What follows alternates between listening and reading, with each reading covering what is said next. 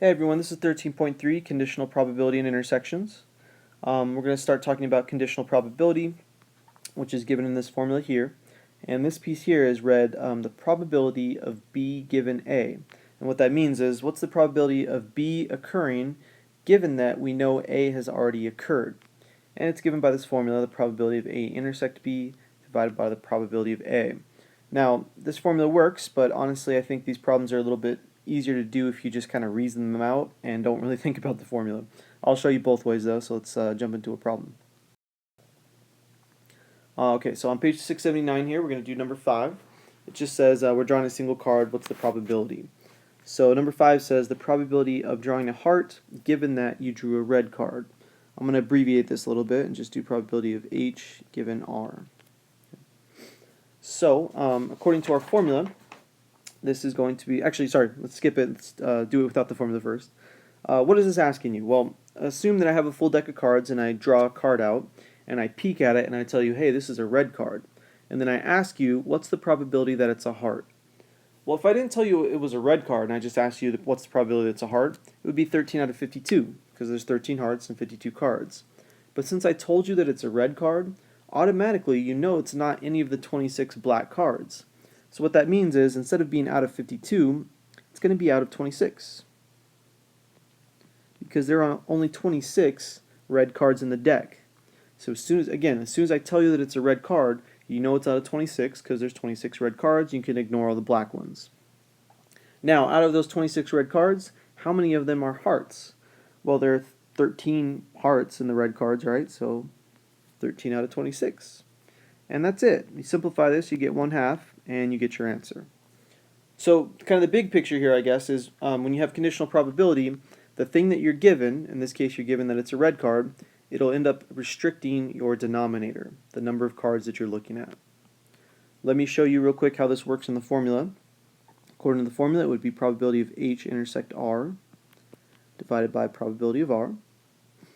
Now the probability of H intersect R means what's the probability that if you draw a single card, it's both a heart and a red card?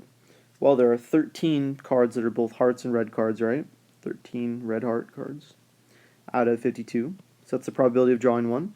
And in the denominator it just says what's the probability of drawing a red card? Well, that's 26 out of 52. And when you divide two fractions like this, the bottom one flips up and you multiply and the 52s will cross cancel. And surprise, surprise, you'll be left with 13 out of 26, which is 1/2. Alright, so obviously there's a couple more steps to do with the formula. If you like formulas, go for it. But I think these problems make the most sense if you just go straight forward and reason it out.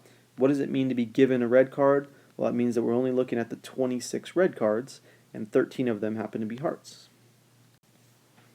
Similar problem on page 679, number 8. This one says, what's the probability that you get an even numbered card followed by a non-face card? So I'll let E be even numbered card. Actually, I won't even define these. It's pretty obvious what's what here.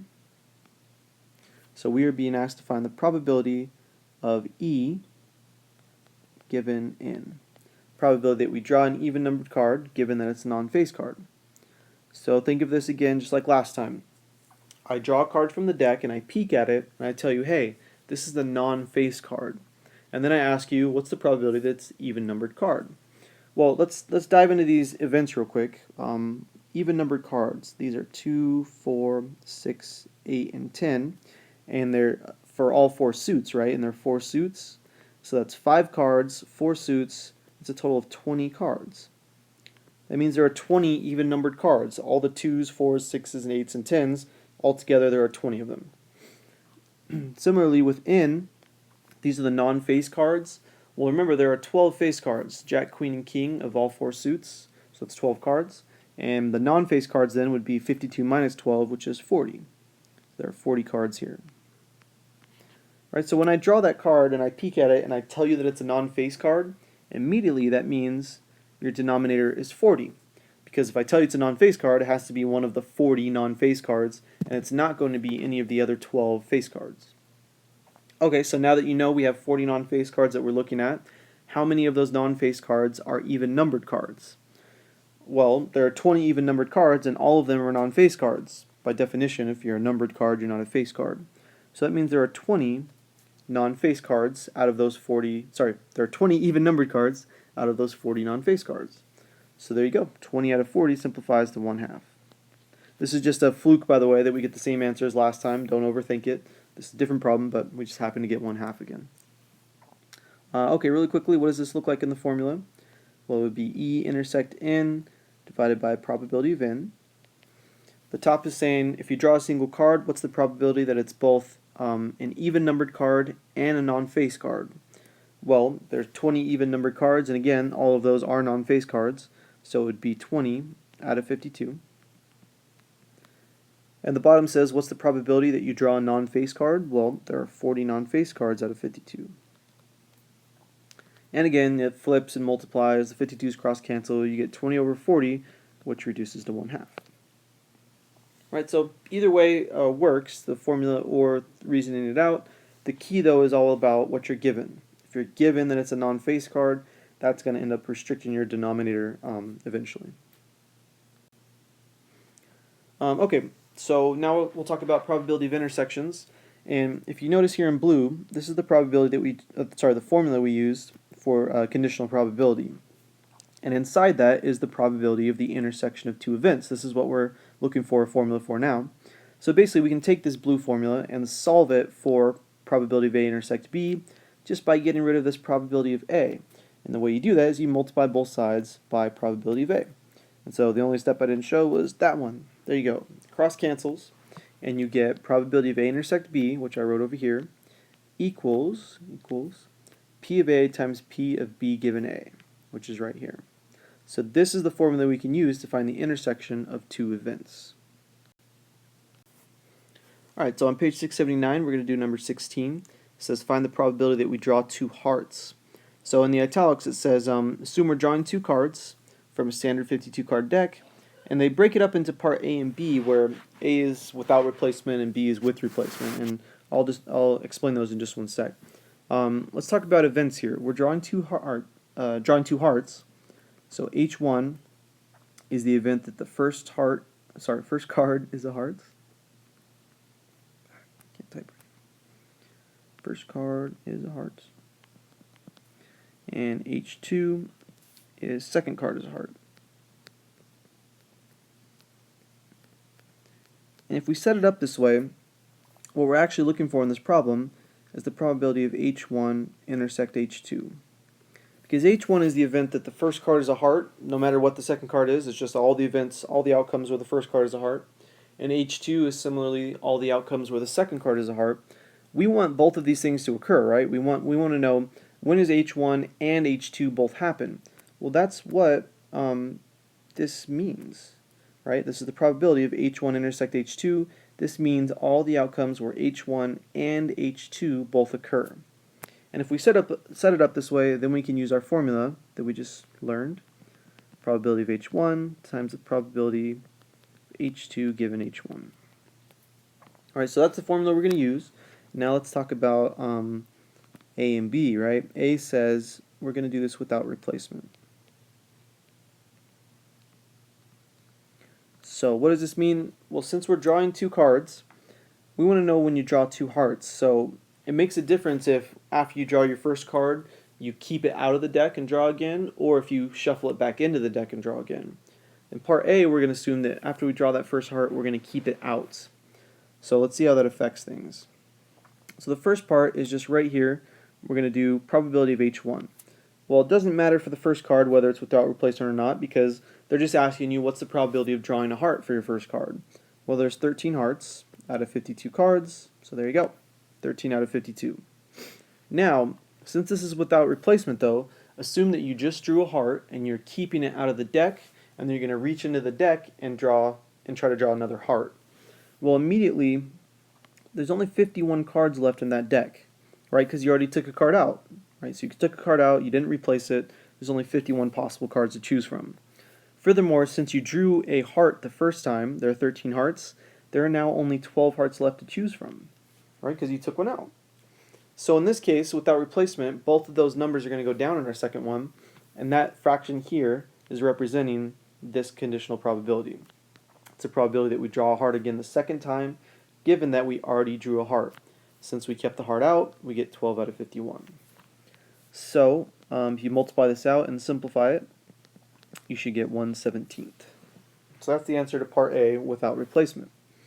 Now, with replacement is usually a little bit more boring, because when you replace it, you're basically resetting the deck and doing it all over again. So in this case, the probability of H1 is still 13 out of 52, right, because you're drawing your first card. But now that it's with replacement, you're putting that heart back in the deck, which basically means you're resetting the deck. So then it's asking you, well, what's the probability of drawing a heart again? Well, it doesn't matter that you already drew a heart. Since you reset the deck, it's still 13 out of 52. Right, so with replacement is kind of boring, just because the second card, drawing the card the first time isn't going to affect drawing a second card because you're putting it back in the deck anyways.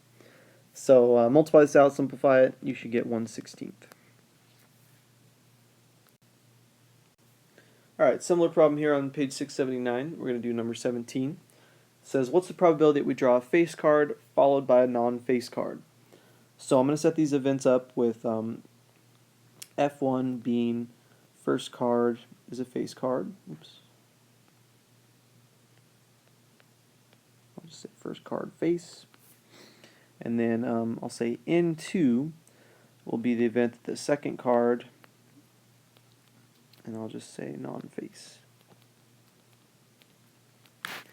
And then what we're looking for is the probability of F1 intersect N2. Okay, so why is this again? Well, we want our first card to be a face card, and we want our second card to be a non-face card. So this event that we've created here, this compound event, F1 intersect N2, are all the outcomes where F1 and N2 both occur. Well, F1 is that the first card is a face card, N2 is that the second card is a non-face card.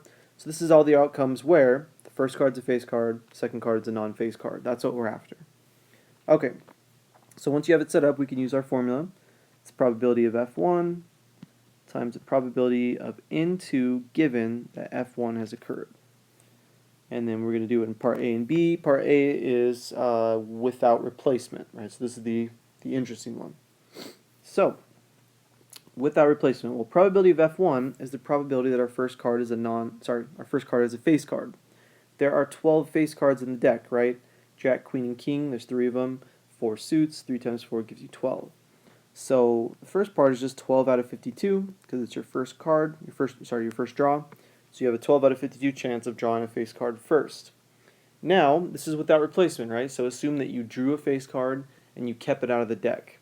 Now you're going to reach back in and try to figure out what's the probability that this next card I draw is a non-face card. Well, first of all, it's out of 51, right? Because if you drew a card out and you left it out, there's only 51 cards left. Now, out of those 51 cards, though, how many are left over are non-face cards? Well, the first card you drew was a face card, right? That doesn't affect how many non-face cards there are. So there are 40 non-face cards in the deck, so you still have 40 left to choose from here in this second part. Right, so 40 out of 51 in this case. That is representing this piece. It's the probability of getting a non-face card, which there are 40 of, given that you already drew a face card. Well, that means that there's 51 cards left because you already took a card out. So notice in this case, this is slightly different from the last one. Since in the last one we were drawing 2 of the same card, both of these numbers went down. The total number of cards goes down and the number of hearts went down, right, because we were drawing 2 hearts. This time, though, since we have 2 different types of cards, drawing a face card doesn't affect how many non-face cards are left. It only affects how many total cards are left. So in this case, only the bottom number went down. But that's it. We're going to multiply this together. We're going to simplify. And what are we going to get? 20 out of 221.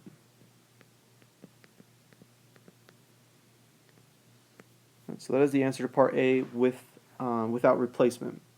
Part B, we're going to do it with replacement. So first of all, F1, probability of F1 is the same thing. We're still going to get 12 out of 52 chance of drawing a face card for our first card. But now, assuming that you put that card back, there are a total of 52 cards left again, right? And what's the probability that you draw a non-face card? Well, there are 40 non-face cards out of 52, so you just get 40 out of 52.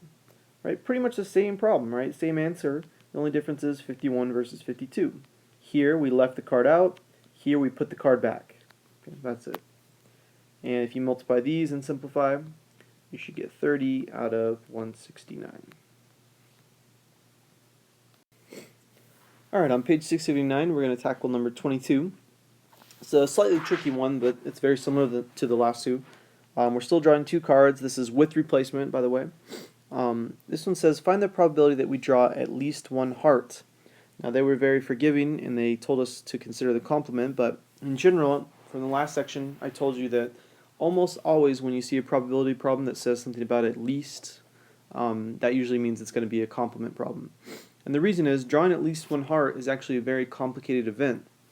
Because since we're drawing two cards, at least one heart could be all the outcomes where the first one is a heart and the second one isn't. It could also be all the outcomes where the second card is a heart and the first one isn't. It could also be all the outcomes where both cards are hearts. That's three different ways we could make our event occur, and then plus all the different ways those three ways could occur, right? So it's a complicated event. Now, the complement of getting at least one heart is actually not complicated. Let me show you real quick. E will just be the event at least one heart.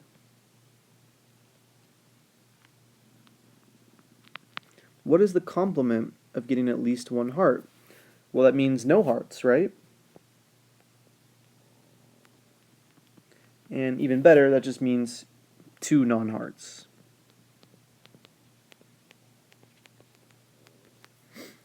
Right, we can do this. We can do the event where you draw two non-hearts. And that's what we're going to do. We're going to find the probability of the complement. And then at the end, remember how it works. You take 1 minus that probability, and you get the probability of the actual event. So we want the probability of E prime, or E complement here, which is, and we're going to focus on the second part, we're just going to focus on what's the probability of drawing two non-hearts. Well, again, I'm showing you this in some detail just to make it clear. Basically what we're going to find is NH1 and NH2. This is, the first card is a non-heart and the second card is a non-heart, right? We're going to find the probability that the first card, first card is a non-heart, intersects, second card is a non-heart.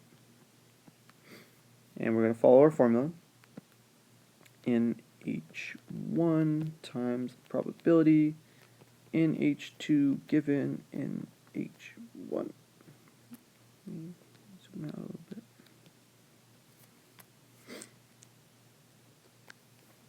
Alright, so we're trying to find the probability that both cards are not hearts, which is, this is how we're setting it up.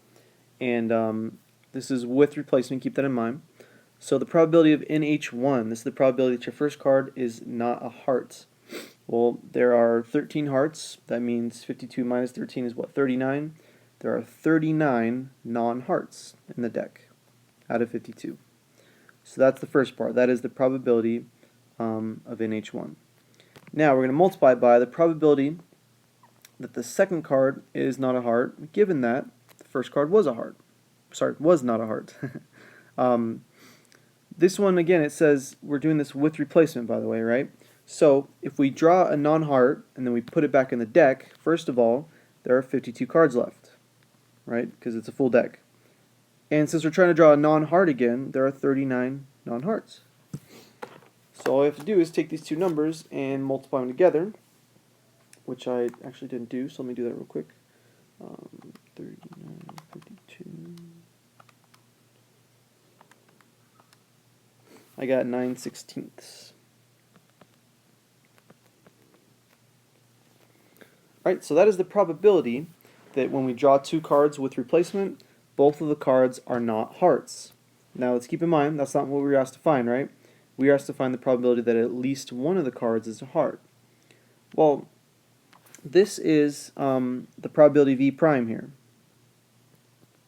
Right, remember we said E prime would be the event where both cards are not hearts. We were trying to find the at least one card is a heart case, so that's actually probability of E. Well, we have complements here, so the way you can do it is probability of E will be 1 minus the probability of E prime, or E complement. And we just figured that out. It was 9/16. So 1 minus 9/16 will give you 7/16. Right, so the whole picture here is when they talk about at least, drawing at least how many, or at least this many, that's almost always a complement problem. And when you look at the complement of getting at least one heart, the complement becomes, Well, getting no hearts. So you find the probability that both cards were not a heart. By the way, this work here that we did was pretty much exactly the same work we did for that first problem, which was the probability that both cards were hearts, right? We did heart 1, heart 2, this whole thing, and then with replacement, keep in mind they were both the same, we got a number. Now, because we're doing complements though, you have to remember the last step. We found the probability of the opposite of what we wanted, so to find the probability of what we actually wanted, it would be 1 minus that opposite. We get 7/16, and that is our answer. Okay, really quickly, I just want to point out to you a subtle difference, and I want to preface this by saying this is not on the exam or homework. So not on exam/homework. Okay, but I think it'll help you understand kind of a little bit deeper what's going on here. This problem 19 says, find the probability that we draw a jack and a king. And at first glance, this might not seem any different than the problems we've done before, but it is different because they're not giving us an order. If they said, what's the probability of drawing a jack followed by a king, well then we would do probability of jack 1 intersect king 2, right? Because that's the event that the first card is a jack, second card is a king.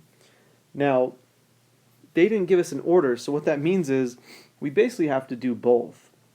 We have to do that plus probability of king 1 intersect king 2. Right? The problems that we've done so far were 2 hearts or 2 non-hearts, and since they're the same card, a heart and a heart is the same thing as a heart and a heart. They don't actually have to specify order if it's the same card.